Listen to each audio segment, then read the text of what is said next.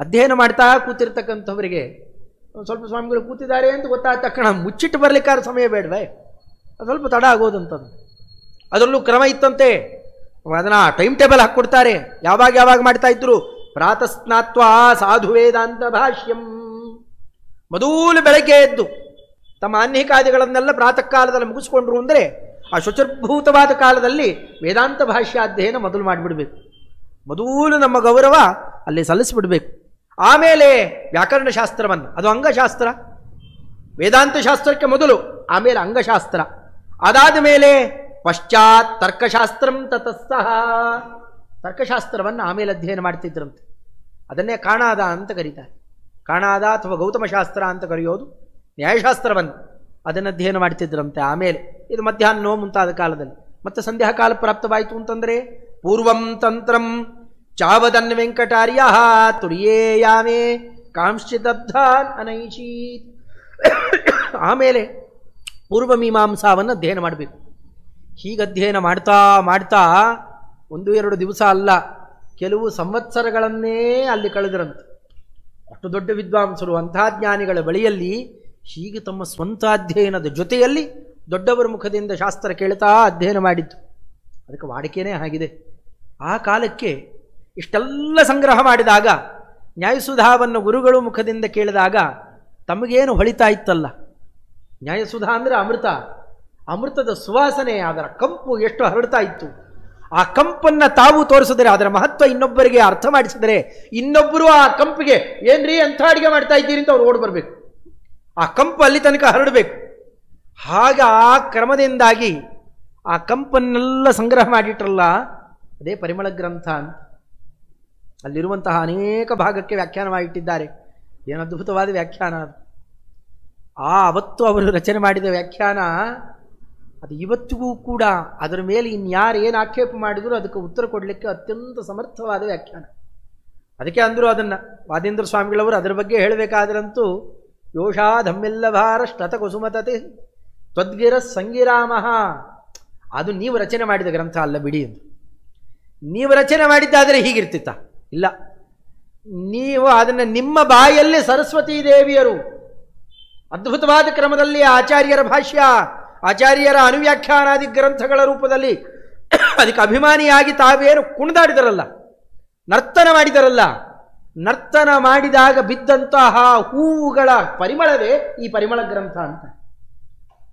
ನರ್ತನ ಮಾಡಿದಾಗ ಸರಸ್ವತೀ ದೇವಿಯವರು, ಅಮ್ಮನವರು ನರ್ತನ ಮಾಡಿದಾಗ ಒಂದಿಷ್ಟು ತಲೆಯಲ್ಲಿ ಮುಡಿದ ಹೂಗಳು ಬೀಳಬೇಕಲ್ಲ, ಅಲ್ಲಿ ಆ ಬಿದ್ದ ಕಂಪೆ ಈ ಪರಿಮಳ. ಇದು ಇಷ್ಟು ಸೊಗಸಾಗಿ ಚಿತ್ರಣ ಮಾಡ್ತಾರೆ ಅದನ್ನು. ಅಂಥ ಅದ್ಭುತವಾದ, ಅದಕ್ಕೆ ವಿದ್ವತ್ ಪರಿಜ್ಞೇಯ ಮಹಾವಿಶೇಷ ಅಂತ ಒಂದು ಕಡೆ ಅಂತಾರೆ, ಇನ್ನೊಂದು ಕಾಮಾರಿಮಾಕ್ಷ ವಿಷಮಾಕ್ಷ ಶಿರಸ್ಪೃಶಂತಿ. ಕಾಮಕ್ರೋಧಾದಿಗಳನ್ನು ಗೆದ್ದಂತಹ ದೊಡ್ಡ ದೊಡ್ಡ ಮಹನೀಯರು, ಜ್ಞಾನಿಶ್ರೇಷ್ಠರೆಲ್ಲರೂ ಕೂಡ ನಿಮ್ಮ ಕೃತಿರತ್ನವನ್ನು ತಲೆ ಮೇಲೆ ಇಟ್ಕೊಂಡು ಮೆರೆಸ್ತಾರೆ ಸ್ವಾಮಿ ಅಂತ ಅದಕ್ಕೆ ಪಣಾಚಾರ್ಯರವರೆಗೆ ಆಡಿದ ಮಾತು. ಅರ್ಥ ಮಾಡಿಕೊಂಡವರು ಅಷ್ಟು ಮೆರೆಸ್ತಾರೆ, ಅವತ್ತು ಅದೇನು ಗೊತ್ತಿಲ್ಲದೆ ಇದ್ದವರಿಗೆ ಅಷ್ಟು ಅರ್ಥ ಆಗೋಲ್ಲ. ಅದಕ್ಕೆ ಅದು ಅಂಥ ವಿದ್ವತ್ತಿದ್ದರೆ ಪರಿಚಯ ಆಗೋದು. ಇವರ ವಿದ್ವತ್ತು ಹೀಗಿತ್ತಂತೆ, ಹೀಗೆ ಅಧ್ಯಯನ ಮಾಡ್ತಾ ಇದ್ದಾರೆ. ಆದರೆ ಒಬ್ಬರ ಜೊತೆ ಮಾತಾಡ್ತಿರ್ಲಿಲ್ಲ. ಅದು ಯಾರನ್ನು ಚಿಂತನೆಗೆ ಬಾರೋ ಅಂತ ಕರೆದ್ರೆ, ಇಲ್ಲಪ್ಪ ನಂಗೆ ಇನ್ನೂ ಅಷ್ಟು ಗೊತ್ತಿಲ್ಲ ಅಂದ್ಬಿಡ್ತಿದ್ರು. ನಮಗೇನು ಅಷ್ಟು ಗೊತ್ತಿಲ್ಲ, ನಾನೇ ಒಂದು ಸ್ವಲ್ಪ ನೋಡ್ಕೊಳ್ಳೋದಿದೆ. ನೋಡಿ ಎಷ್ಟು ದುರಾಂಕಾರ ಅವನಿಗೆ. ಅವಾಗೆಲ್ಲ ಹೇಳಬೇಕಂತ ನಮ್ಮ ಸ್ವಾಮಿಗಳಿಗೆ, ನಮ್ಮ ಜೊತೆ ಚಿಂತನೆಗೂ ಬರೋಲ್ಲ, ಭಾರಿ ಮಡಿವಂತಿಕೆ ಒಂದು, ಹಾಗೆ ಹೀಗೆ ಏನೇನೋ ಹೇಳೋರಂತ.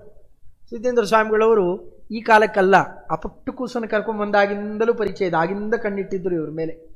ಜ್ಞಾನಿಗಳಿಗೆ ಅಲ್ಲಿ ಆ ಲಕ್ಷ್ಯ ಇರುತ್ತೆ, ಆ ವರ್ಚಸ್ಸಿನ ಮೇಲೆ. ಅದಕ್ಕೆ ಆಗ ಆ ವೆಂಕಣ್ಣನ ನಾನು ನೋಡ್ಕೋತೇನೆ, ನೀವೇನು ಆ ಕಡೆಗೇನು ಲಕ್ಷ್ಯ ಕೊಡಬೇಡ್ರಿ, ಅವನ ಜವಾಬ್ದಾರಿ ತಾನು ನಾನು ನೋಡ್ಕೋತಾನೆ, ಅವ್ನು ಸರಿಯಾಗಿ ಮಾಡ್ತೇನೆ.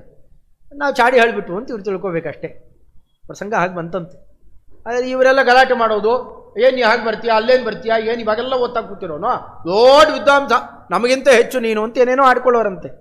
ಅದಕ್ಕೆ ಯಾರು ಇಲ್ಲದೇ ಇರೋ ಒಂದು ಕಲ್ಮಂಟಪಗಳು, ಅಲ್ಲೆಲ್ಲ ಕುಂಭಕೋಣದಲ್ಲಿ ನೋಡಿದ್ರೆ ಬರೇ ದೇವಸ್ಥಾನಗಳು, ಕಲ್ಮಂಟಪಗಳು, ಎಲ್ಲೋ ಹೋಗಿ ಕೂತ್ಕೊಂಡು ತರಗೆಲೆಗಳನ್ನೆಲ್ಲ ಆರಿಸ್ಕೊಂಡು ಬಂದು ಅದಕ್ಕೊಂದಿಷ್ಟು ದೀಪ ಹಚ್ಚಿಕೊಂಡು ಅದರಲ್ಲೂ ಕೂತ್ಕೊಂಡು ಬರೆಯೋರಂತೆ. ಯಾರಿಗೂ ಗೊತ್ತಾಗೋದೇ ಬೇಡ ಅಂತ. ಅಂಥದ್ದು ಒಂದು ವಿಚಿತ್ರ ಪ್ರಸಂಗ. ಒಳ್ಳೆ ಶಿಶಿರ ಋತು, ಚೆನ್ನಾಗಿ ಚಳಿಗಾಲ. ಆ ಚಳಿಗಾಲದಲ್ಲಿ ಗಡಗಡಗಡ ನಡುಗುತ್ತಾ ಇದ್ದಾರೆ. ಉಟ್ಕೊಳ್ಳಿಕ್ಕೆ ಹೊದಲಿಕ್ಕೆ ಒಳ್ಳೆ ವಸ್ತ್ರ ಇಲ್ಲ ಕೂಡ ಪಾಪ. ಇವತ್ತು ಅವರ ಹೆಸರು ಹೇಳಿ ಎಂತೆಂಥ ವಸ್ತ್ರ ಬಿಡ್ತೀವಿ ನಾವು.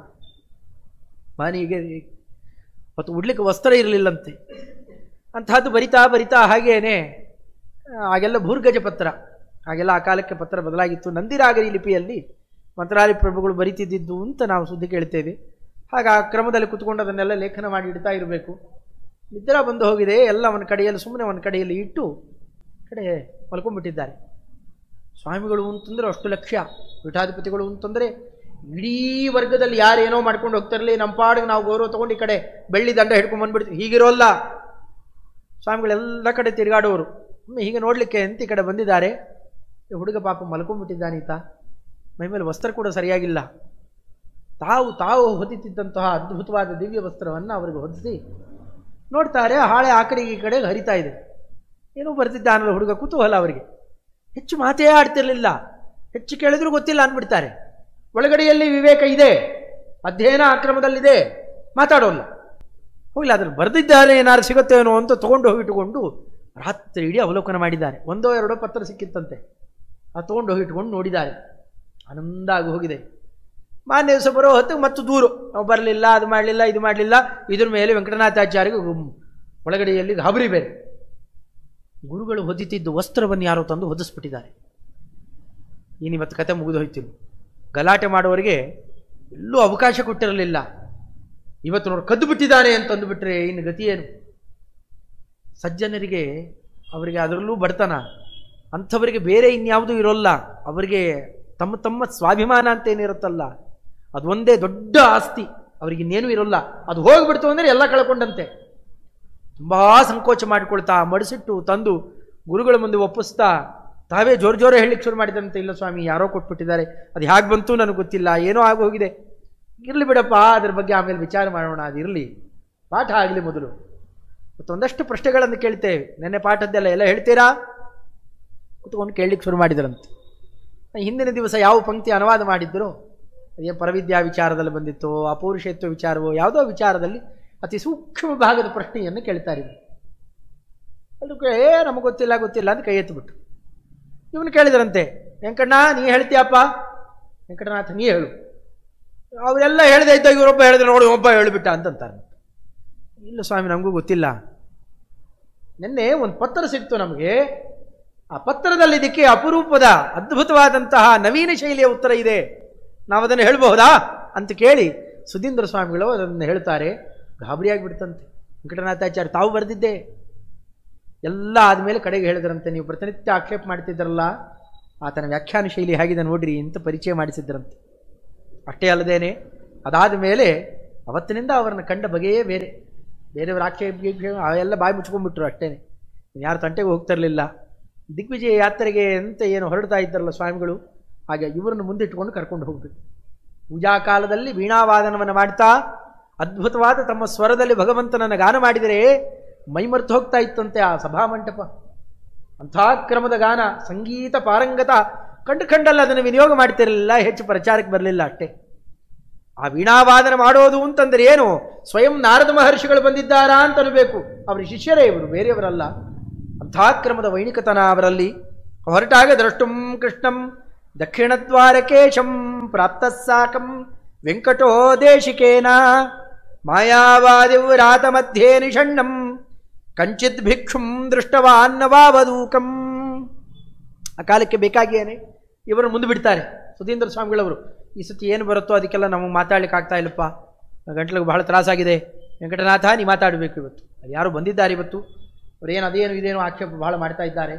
ಪೂಜಾ ಆದ ತಕ್ಷಣ ವಾಕ್ಯಾರ್ಥ ಶುರುವಾಗುತ್ತೆ, ನೀನೇ ಮಾತಾಡಬೇಕಪ್ಪ. ಶುರುವಾಯಿತು. ಬ್ರಹ್ಮ ಭಿನ್ನ ಜೀವಸಂಗ ಕುತಸ್ತ್ವಂ ಬ್ರೂಹೀತ್ಯುಕ್ತೇ ಕೇನಚಿತ್ ತದ್ಬುಧೇನ. ಅವರೊಬ್ಬರು ಭಿಕ್ಷುಗಳು ಮತ್ತು ಅದ್ವೈತ ಮತವನ್ನು ಅನುಸರಣೆ ಮಾಡಿಕೊಂಡು ಬಂದವರು. ಅವರ ಜೊತೆಯಲ್ಲಿ ವಾಕ್ಯಾರ್ಥ ಶುರುವಾಗುತ್ತೆ. ಎಲ್ಲ ಇಡೀ ಜೀವ ಜಗತ್ತು ಕೂಡ ಬ್ರಹ್ಮ ಭಿನ್ನವಾಗಿದೆ, ಅದಕ್ಕೇನು ಪ್ರಮಾಣ ಅಂತಂದರೆ ವಿಶ್ವಂ ಮಿಥ್ಯಾ ದೃಶ್ಯತ್ವ ಇತ್ಯಾದಿ ಯುಕ್ತಿಗಳನ್ನೆಲ್ಲ ಪ್ರಸಾರ ಮಾಡಿದರು ಅಂತ ಹೀಗೆಲ್ಲ ಅದನ್ನು ಹೇಳಿದ ತಕ್ಷಣವೇ ಅವರು ಯುಕ್ತಿ ಇದು ಪ್ರಮಾಣ ಇರೋದರಿಂದ ಅಂತ ಹೇಳಿದ್ರಂತೆ. ವೆಂಕಟನಾಥಾಚಾರ್ಯ ಏನು ಕೇಳಬೇಕು, ಕಿಂಚಾತಃ ಅಂದ್ರಂತ. ಕಿಂಚಾತಃ ಅತಃ ಕಿಂ, ನೀವಷ್ಟು ಹೇಳಿದ ಮಾತ್ರಕ್ಕೆ ಏನಾಯಿತು, ಹೇಳೋದು 1000 ಹೇಳ್ತಾರೆ, ಹೇಳಿಬಿಟ್ರೆ ಪ್ರಮಾಣ ಇಂಥದ್ದಿದೆ ಹೀಗಿರೋದ್ರಿಂದ ನಿಮ್ಗೆ ₹1,00,00,000 ಕೊಡ್ತೇವೆ ಅಂದುಬಿಟ್ರೆ ಮಾತಿನಿಂದ ಏನು ಸಿದ್ಧಿ ಆಗೋಲ್ಲ. ಅದಕ್ಕೆ ಬೇರೆ ಪ್ರಮಾಣಗಳನ್ನು ಉಲ್ಲೇಖ ಮಾಡಿ ಅದನ್ನು ಸಮರ್ಥನೆ ಮಾಡಬೇಕು. ಕಿಂಚಾತಃ ಅಂತ ಕೇಳಿದರಂತೆ. ಸಿಕ್ಕಾಕೊಂಡ ಹುಡುಗ ಅಂತಂದು. ಇನ್ನು ಎಳೆ ವಯಸ್ಸಿನವರು ಹುಡುಗ ಸಿಕ್ಕಾಕೊಂಡ ಅಂತ ಅವ್ರ ಮೇಲೆ ಅದ್ರ ಮೇಲೇನೆ ವಾಕ್ಯಾರ್ಥ ತೆಕ್ಕೊಂಡ್ಬಿಡ್ತಾರೆ.